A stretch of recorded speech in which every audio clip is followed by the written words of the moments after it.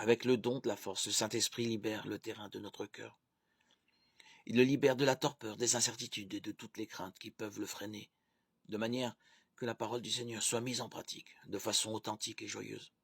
C'est un vrai secours. Ce don de la force, il nous rend plus forts, il nous libère aussi de nombreuses entraves. Il y a des moments difficiles, des situations extrêmes où le don de la force se manifeste de manière extraordinaire, exemplaire.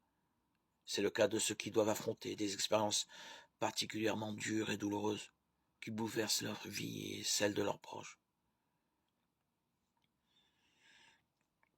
Nous voyons de nombreux témoignages de frères et sœurs qui n'ont pas hésité à donner leur vie pour rester fidèles au Seigneur et à son évangile.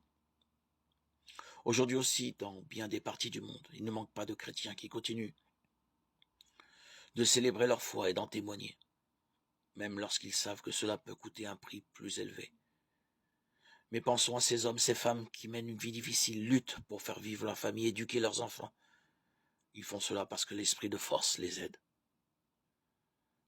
Ce don doit constituer la note de fond de notre être de disciples du Christ.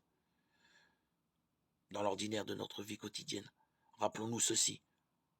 Je peux tout en celui qui me donne la force. Philippiens 4, 13. Viens, Esprit Saint, et envoie du haut du ciel un rayon de ta lumière. Jésus, tu es vainqueur. Tu nous as promis cet Esprit Saint.